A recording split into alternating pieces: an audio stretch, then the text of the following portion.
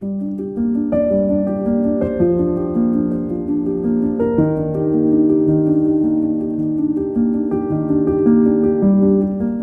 ini bernama Grisha.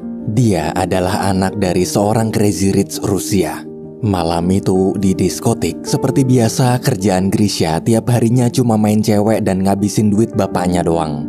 Pas si cewek nolak permintaan Grisha buat tidur bareng, dia langsung ngusir tuh cewek keluar terus ninggalin begitu aja.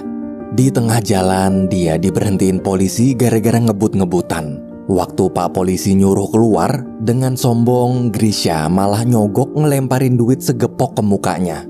Pak Polisi pun nolak sogokan itu dan tetap maksa berhenti. Sampai tuh polisi kebawa mobilnya Grisha terus nyungsep. Beberapa jam kemudian, ayah Grisha yang bernama Pavel datang ke penjara. Kepala polisi kasihan pada Pavel karena hampir setiap minggu Grisha selalu keluar masuk penjara gara-gara membuat onar. Melihat wajah songong anaknya yang tak menyesal sama sekali, Pavel benar-benar bingung harus berbuat apa lagi. Setelah membayar uang jaminan untuk membebaskan Grisha, Pavel pun meluapkan amarahnya. Semenjak ibu Grisha meninggal dunia, dia sudah lelah harus selalu mengurus semua masalah ini sendirian. Tapi Grisha tetap bodoh amat. Dia malah ngencing sembarangan dan ngerokok di depan bapaknya. Karena muak, Pavel pergi dari sana. Ia lalu curhat ke pacarnya yang bernama Anastasia. Anastasia ini adalah produser di salah satu acara stasiun TV. Mendengar keluh kesah Pavel, Anastasia menyarankan untuk berkonsultasi dengan seorang produser film horor kenalannya bernama Lev. Lev ini punya banyak ide-ide kreatif dan mungkin juga punya ide bagaimana cara mengubah Grisha. Esok hari mereka berdua datang ke kantor Lev. Di dalam terlihat Lev sedang menguji coba mesin gantung diri buatannya sendiri untuk keperluan film horor terbarunya. Setelah mendengar cerita masalah Pavel, Lev menyuruhnya tak perlu khawatir karena dia sudah terbiasa menangani kasus anak-anak nakal seperti ini. Lev berkata bahwa anak nakal akan cepat berubah bila dia dapat shock terapi. Tapi Pavel memberitahu bahwa tingkat kenakalan Grisha ini sudah sangat melewati batas. Dia meminta cara shock terapi yang lebih ekstrim agar sifat Grisha bisa berubah total. Mendengar permintaan barusan, Lev pun dapat ide. Suatu malam ketika Grisha baru aja keluar diskotik, dia kaget melihat mobilnya diderek. Dengan panik, Grisha langsung ngejar. Tapi tiba-tiba, dari belakang, Grisha ditembak oleh sniper misterius hingga pingsan. Pagi hari di suatu kandang, Grisha dibangunkan oleh seorang pekerja bernama Artyom. Mendadak muncul pengawas menarik Grisha keluar sambil memarahinya karena malas-malasan.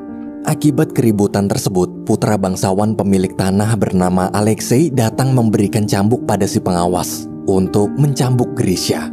Tak lama kemudian muncullah ayah Alexei. Grisha yang kebingungan pun terus memberitahu bahwa dia anak orang kaya terpandang. Dia bersumpah akan melaporkan mereka ke polisi.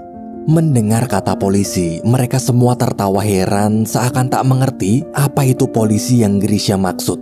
Bangsawan lalu menyuruh pengawas mencambuk Grisha agar tak kurang ajar. Beruntung hukuman kali ini tak terlalu berat. Waktu bangsawan pergi, Artyom buru-buru membawa Grisha kembali ke kandang. Di dalam kandang, Grisha yang masih kebingungan langsung kabur dari sana. Para warga sekitar bingung melihat tingkah laku aneh Grisha. Di tengah jalan, dia dihadang pengawas. Grisha pun lari sekenceng-kencengnya sampai nyebur ke kolam. Selesai mengeringkan badan dan diberi pakaian ganti, Grisha marah-marah kenapa pakaiannya seperti karung beras. Tak hanya itu, Grisha juga bertanya apa tak ada satupun orang di sini yang tahu HP Android, pesawat terbang, internet, mobil, serta Donald Trump. Waktu dia bertanya tahun berapa sekarang, Artyom menjawab, tahun 1860. Mendadak si pengawas kembali muncul lalu membawa Grisha ke tempat hukuman. Akibat mencoba kabur tadi, Grisha jadi dianggap sebagai pemberontak dan akan dihukum mati bersama para pemberontak lain. Melihat mayat-mayat digantung serta ada yang tangannya dipotong di depan kedua matanya, Grisha sangat ketakutan. Beruntung pas mau digantung, tiba-tiba datang putri si bangsawan bernama Polina. Polina menyuruh mereka semua berhenti sambil mengatakan kalau dia tak mau ada hukuman mati di hari ulang tahunnya. Tak lama kemudian kakak bersama ayah Polina datang. Terjadilah perdebatan sengit di antara mereka bertiga. Sementara Grisha hanya bisa terdiam pasrah, ketakutan. Karena Polina terus-menerus memohon, sang ayah akhirnya membatalkan seluruh hukuman mati hari ini. Setelah hukuman dihentikan, dengan gembira Artyom berterima kasih pada Polina yang telah menyelamatkan sahabatnya. Namun di tengah kegembiraan itu, Grisha cuma terdiam kaku menahan tangis, tak tahu harus berkata atau berbuat apa. Ini pertama kali dalam hidupnya Grisha berada dalam hidup dan mati. Di atas terlihat ada seekor burung elang terbang melewati mereka. Si burung terus terbang hingga sampai ke suatu bangunan. Ternyata burung itu adalah kamera drone. Dan ternyata kejadian di desa kuno itu hanyalah settingan Pavel, Anastasia, serta Lev. Pavel telah menyewa satu desa jadi lokasi syuting cuma untuk merubah karakter Grisha. Semua sudah terencana dengan matang, mulai dari para aktor profesional, kamera terpasang di seluruh penjuru desa, sniper yang siap siaga membius Grisha jika sewaktu-waktu ada masalah. Bahkan Anastasia sampai turun langsung memimpin proyek menggunakan pengalamannya seperti saat menjadi produser TV.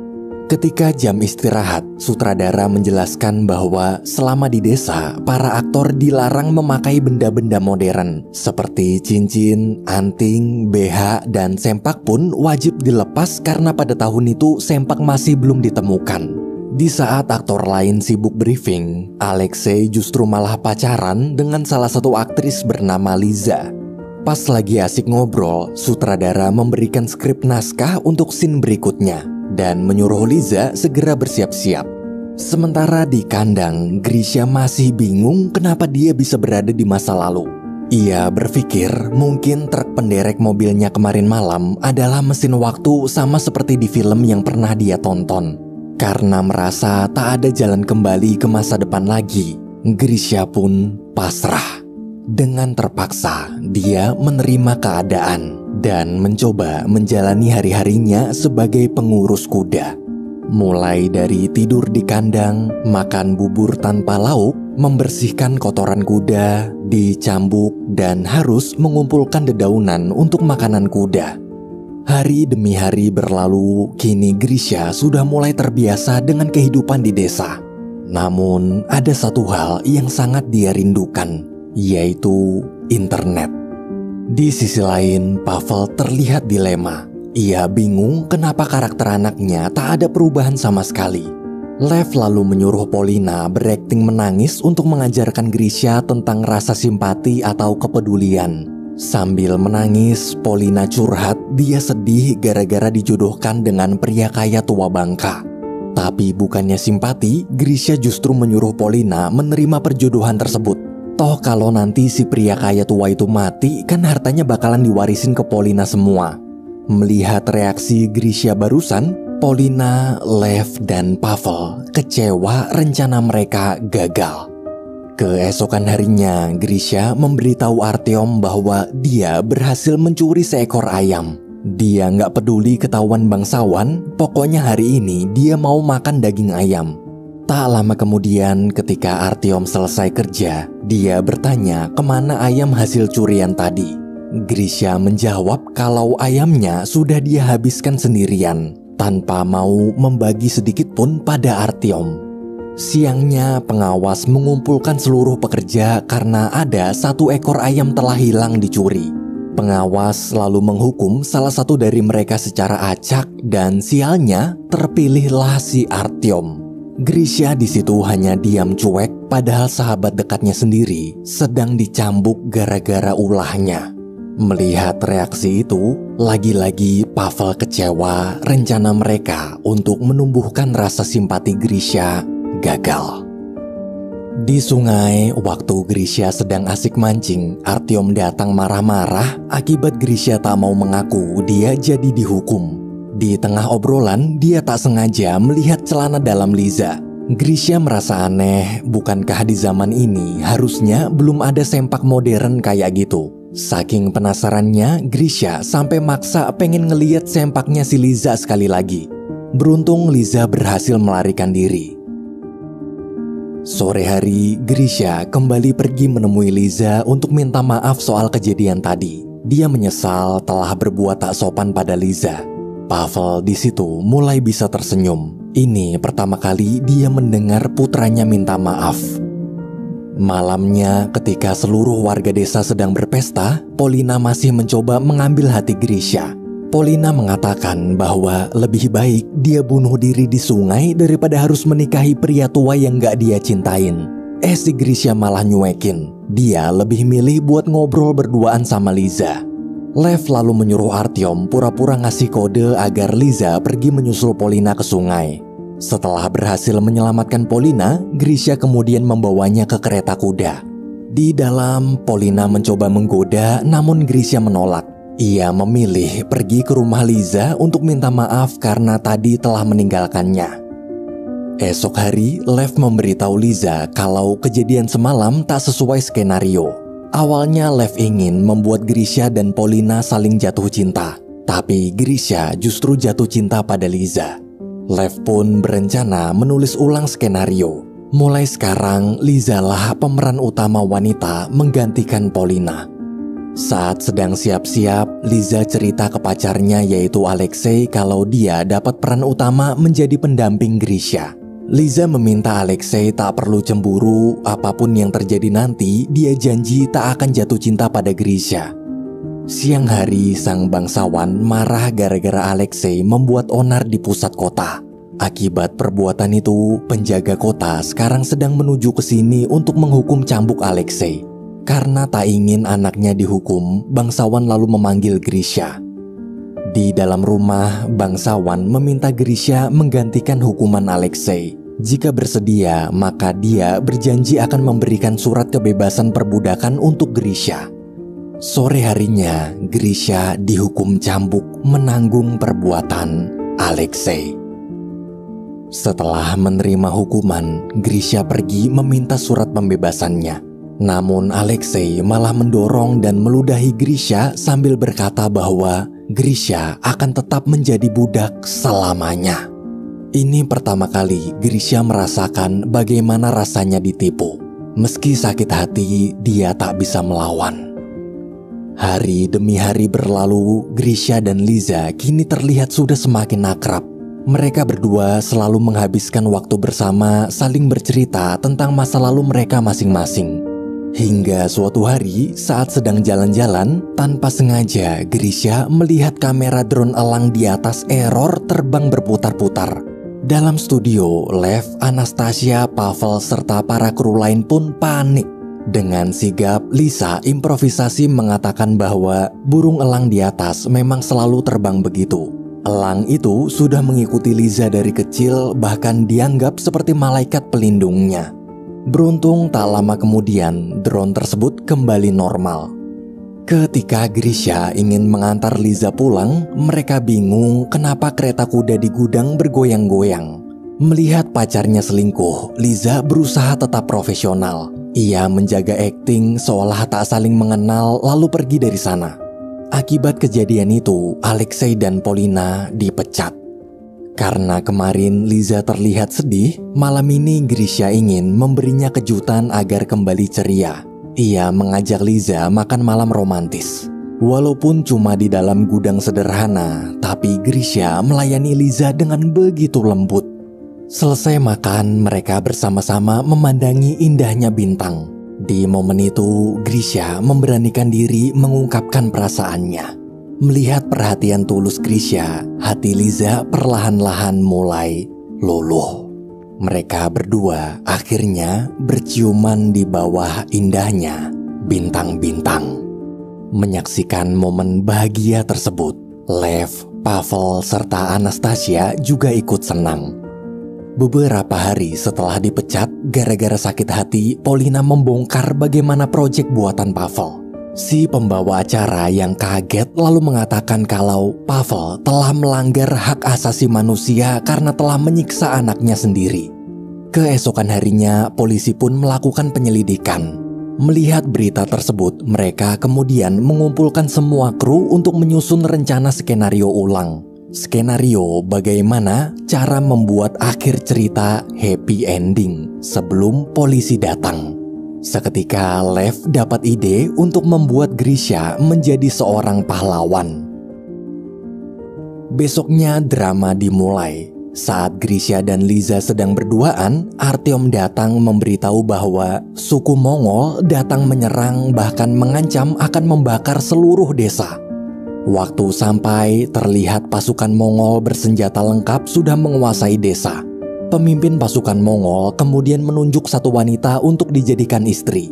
Karena tak terima, ayah si wanita berusaha melawan, sayangnya dia tewas terpenggal. Pemimpin pasukan Mongol lalu memilih satu wanita lagi, yaitu Liza. Tapi bukannya menjadi pria sejati yang menyelamatkan sang kekasih seperti pahlawan, Grisha justru malah pergi ketakutan. Meski Liza berkali-kali memohon, Grisha tetap pergi. Dalam studio, semua orang kecewa. Karena polisi sebentar lagi akan datang. Dengan panik, Anastasia buru-buru memerintahkan semua kru merapihkan barang-barang. Pavel juga menyuruh Lev untuk segera membius Grisha, tapi Lev menolak. Dia masih percaya Grisha pasti akan menyelamatkan Liza. Di tengah perdebatan, mereka mendengar suara Grisha sedang berdoa meminta bantuan pada burung elang yang Liza anggap sebagai malaikat penjaganya. Ia berdoa memohon diberi keberanian untuk menolong sang kekasih. Kemudian, dengan gagah berani, Grisha menaiki kuda sambil membawa sebatang tongkat, lalu melawan para pasukan Mongol dan bergegas menyelamatkan Liza seperti seorang pahlawan. Tepat saat mereka berdua pergi, di waktu bersamaan, polisi datang mengepung. Dengan tenang, Anastasia, Pavel, serta Lev menjelaskan bahwa mereka sekarang sedang syuting film dokumentasi untuk acara pernikahan Anastasia dan Pavel. Polisi yang tak punya cukup bukti karena tak menemukan Grisha dimanapun, terpaksa percaya kemudian pergi dari sana. Sementara itu, Grisha membawa Liza pergi sejauh mungkin dari desa. Hingga ketika keluar dari hutan, Grisha melihat pom bensin. Grisha sangat bingung. Saat Liza ingin jujur menceritakan semua kebenarannya, tiba-tiba dari belakang, sniper menembak Grisha dengan peluru bius. Grisha pun pingsan dan dibawa ke rumah sakit. Ketika sadar, Grisha diberitahu kalau dia sudah 3 bulan koma akibat tertabrak mobil. Grisha di situ syok. Apakah seluruh kehidupannya bersama Liza selama ini hanyalah mimpi? Hari demi hari, Grisha coba lalui seperti dulu lagi. Dia pergi ke klub malam dan jalan-jalan menggunakan mobil sport mahalnya. Namun aneh, Grisha tak sebahagia dulu. Tanpa kehadiran Liza, hidup Grisha terasa hampa. Ia lalu meminta maaf, bahkan memberikan mobil sportnya pada pak polisi yang dulu pernah dia hina. Hingga sampailah pada suatu malam saat sedang minum di bar, Grisha tak sengaja bertemu Polina dan Alexei. Semenjak putus dari Liza, sekarang mereka berdua pacaran. Awalnya mereka ingin tutup mulut, pura-pura tak mengenal Grisha. Tapi karena tak tega, Polina dan Alexei pun akhirnya memutuskan menceritakan semua kebenarannya. Esok pagi mereka mengantarkan Grisha ke tempat Liza. Melihat wanita yang sangat dia cintai muncul di hadapannya, Grisha begitu bahagia. Ternyata Liza bukanlah mimpi. Liza benar-benar nyata. Beberapa waktu kemudian, Grisha mengajak Liza menghadiri pernikahan sang ayah dan Anastasia. Setelah mengucapkan selamat, Grisha lalu mengatakan kalau dia sudah tahu semuanya. Meski Pavel telah berbohong, namun Grisha tak marah. Dia justru berterima kasih. Terima kasih karena telah menjadi ayah yang peduli dan telah mengubahnya menjadi pribadi yang lebih baik. Kini terlihat Grisha sudah memulai sebuah bisnis baru bersama Liza, Artyom, serta para kru lain. Bisnisnya unik. Dia menjadi produser sekaligus aktor dalam proyek drama settingan untuk merehabilitasi anak nakal seperti Grisha dulu agar bisa berubah menjadi anak baik seperti Grisha sekarang. Film berakhir.